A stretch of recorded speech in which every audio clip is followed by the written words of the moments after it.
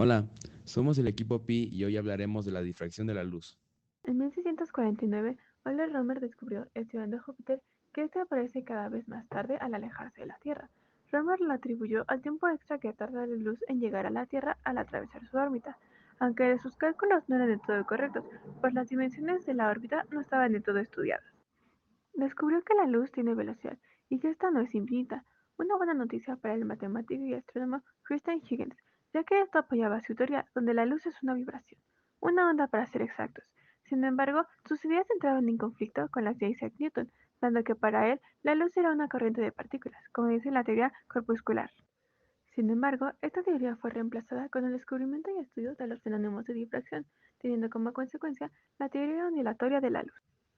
Fue más de una década después, en 1660, cuando los efectos de la difracción en la luz y su similitud con las ondas fueron observados por Francisco Grimaldi, un filósofo naturalista italiano, quien creó el término de difracción, originario del latín diffringere, que significa romper en pedazos, refiriéndose a la luz quebrándose en distintas direcciones.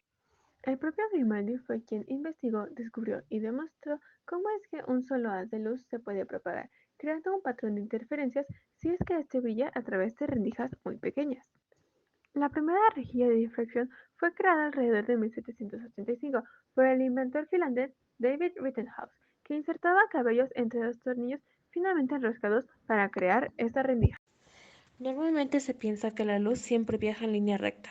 Sin embargo, las ondas de luz se doblan al encontrarse con algún obstáculo. A esto se le llama difracción y se puede definir simplemente como la desviación que sufren las ondas cuando se topan con un obstáculo o al momento de atravesar un espacio pequeño como una rendija. La cantidad de luz que se llegue a difractar depende totalmente de la longitud de onda de la luz y el tamaño del obstáculo con el que se encuentre o el tamaño de la rendija por el cual pasan las ondas. Una longitud de onda corta es difractada en un ángulo mayor que el de una con una longitud mucho más grande. A pesar de solo haber hablado de la difracción en la luz, este fenómeno también ocurre en todo tipo de ondas, como lo son las ondas sonoras, ondas en la superficie de un fluido, ondas de radio, y las ondas electromagnéticas, que es en este tipo de ondas donde entran las ondas de luz visible de las que se habló antes. Tal y como se muestra en el lado izquierdo de la figura, cuando la longitud de onda lambda es mucho más pequeña que el ángulo de la apertura D, la onda simplemente se propaga en línea recta, como lo haría si fuera una partícula o si no hubiera presencia de apertura. Sin embargo, cuando la longitud de onda es superior al tamaño de la apertura, la difracción de la luz tiene lugar según la siguiente ecuación. Seno de cero es igual a lambda sobre D, en donde el valor cero hace referencia al ángulo entre la orientación central de propagación incidente y primer mínimo del patrón de difracción. El experimento produce un máximo central brillante, flanqueando bilateralmente por máximos secundarios, de forma que la intensidad de cada máximo secundario sucesivo disminuye a medida que aumenta la distancia a partir del centro. Este experimento fue explicado por primera vez por Augustin Fresnel, quien junto a Thomas Young rindió evidencia importante que confirma la propagación de la luz en forma de ondas.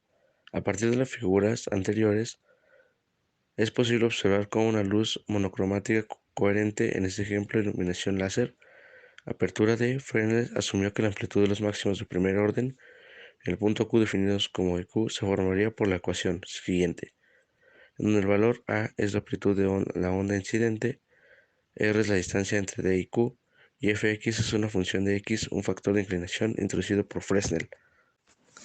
Una demostración muy simple de la difracción de ondas puede ser llevada a cabo al posar la mano frente a la luz e ir cerrando lentamente dos dedos a medida que se observa la luz transmitida entre ellos. A medida que los dedos se van juntando y se pegan, comenzarán a ver una serie de líneas negras paralelas a los dedos. Estas líneas paralelas son en realidad patrones de difracción. Estos fenómenos pueden ocurrir también cuando la luz se curva alrededor de las partículas que están en el mismo orden de magnitud, como la longitud de onda de luz. Un buen ejemplo de esto es la difracción de la luz solar por las nubes, a la que se hace referencia comúnmente como hilo de plata. Demostración. El CD. Cuando la luz incide sobre un CD, no lo hace sobre una superficie lisa, sino que es rugosa y llena de agujeros. Esta luz no rebota limpiamente, sino que las ondas comenzarán a reflejarse en todas las direcciones y empezarán a interferir unas con otras.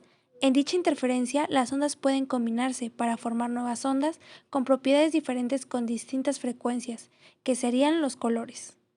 Arco iris. Estos se forman cuando la luz solar pasa a través de las gotas de agua que caen en forma de lluvia y se retracta.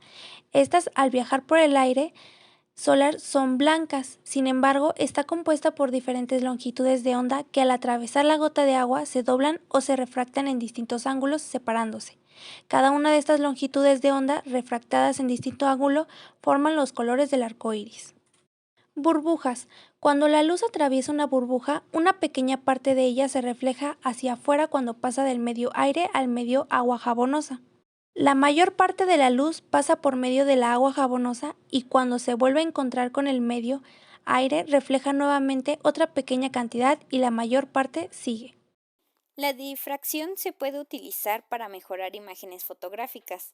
Esto se debe a que si tú tomas muchas fotos con baja calidad, puedes procesarlas en una computadora y de ahí se extrae el ruido de difracción que ayuda a mejorar los detalles que al principio no eran visibles. Otro uso que se le da es la detección de fallas o fracturas en una superficie.